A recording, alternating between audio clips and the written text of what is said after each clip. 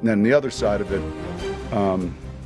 it wasn't close. A loss is discouraging, but as far as my temperament, if I saw a proposition for us to help this team, no matter what this score was today, then I would look at it on the merits of helping this team.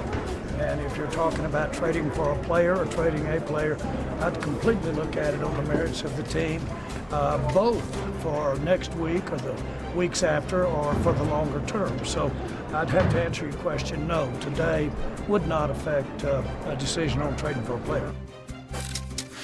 Okay, very open to a proposition, as Jerry Jones said there. So do they need to make a move right now, Stephen A? Hell yes. And Jerry's watching. Jerry's watching right now, my leader buddy.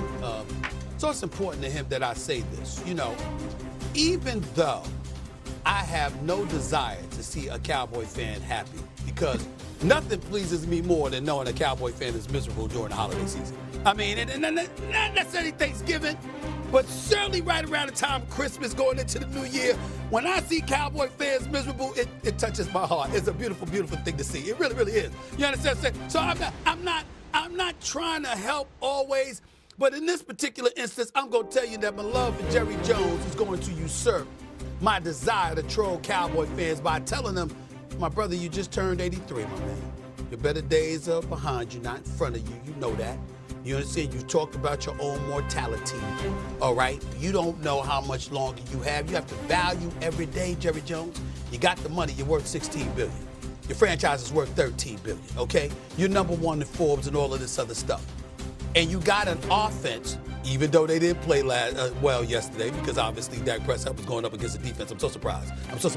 The point is, what really, really happened is that you had a defense that yet again gave up 40 points. That yet again, for the fourth time at least this year, they've given up over 400 yards of offense. This is who you are if you're the Dallas Cowboys defensively. Right now, you're fifth worst in red zone defense. You're second worst in total defense, scoring defense, and pass defense.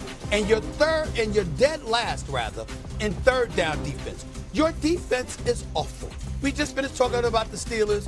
I mean, that's only because we didn't get to you. We know the Cowboys are worse. Believe it or not, they are worse than the Steelers, okay? And so when you look at it from that standpoint defensively, you have to make a move when you have an offense this prolific. You just messed up negotiations with Micah Parsons.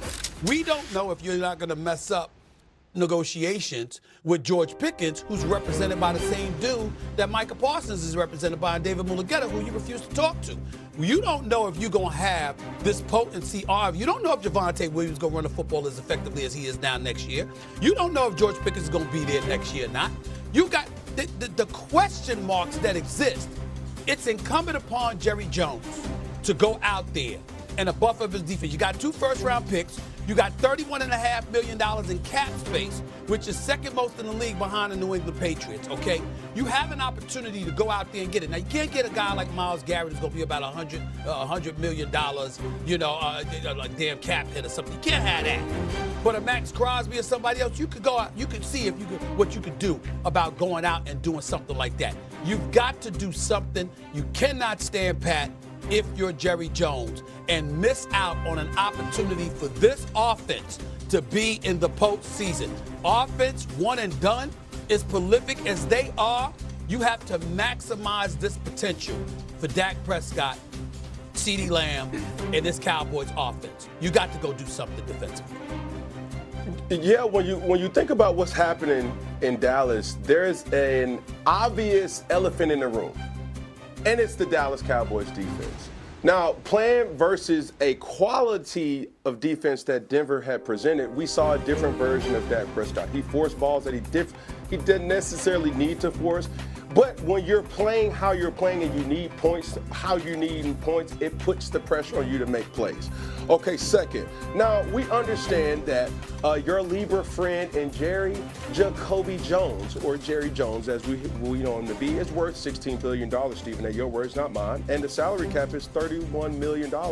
But my dream scenario for the Dallas Cowboys would look a little like this. Hey, we need to acquire a guy by the name of Myles Garrett. Will it hit the cap space? Absolutely. absolutely. All right, guy like Max Crosby, as you just mentioned. I also would add a veteran secondary player, somebody like a Minka Fitzpatrick. All right, somebody, because when you're looking at, are they getting pressured? No, they're not. Are they having blunders in the back end? Yes, they are still. So now the Dallas Cowboys do not just need one addition, they're missing really two. One in the secondary, obviously one to provide any type of pressure on the quarterback while they're in these type of games. And understanding this, the time is ticking. It's abundantly clear.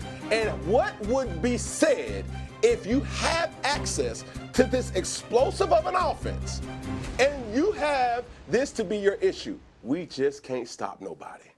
When you look at the whole league and how it comes down and you start looking at them in quarters, okay, the first quarter is already done. All right, we're in the second quarter going into the third quarter of the season.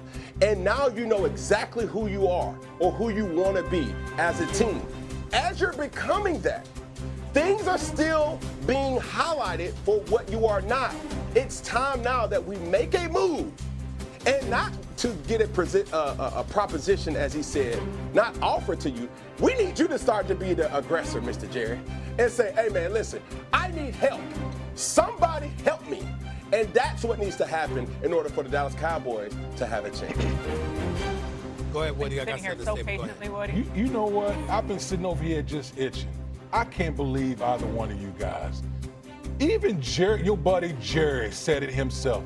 There's not a trade out there that's going to help the Dallas Cowboys defense. Did y'all watch that game against the Denver Broncos? The Denver Broncos ran over, around, and through the Dallas Cowboys. Oh, really? Not just the Denver Oh, Broncos. really? No, hold on. This is the same. Hold on. Let me say this. This is the same Denver Broncos defense that struggled mightily against the New York Jets defense. They couldn't move the ball an inch, but they go against the Dallas Cowboys and they look like the greatest show on turf yesterday. And y'all think that a trade is going to somehow flip the script for the Dallas Cowboys My defense? bad. Listen, this is the same Jerry Jones. This is the same Jerry Jones that traded away Michael Parsons. But now y'all want to sit here and go make these trades for Myles Garrett and Max Crosby, like they're going to have any type of profound effect on the Dallas Cowboys defense. The Dallas Cowboys are a lost cause. They have a championship offense,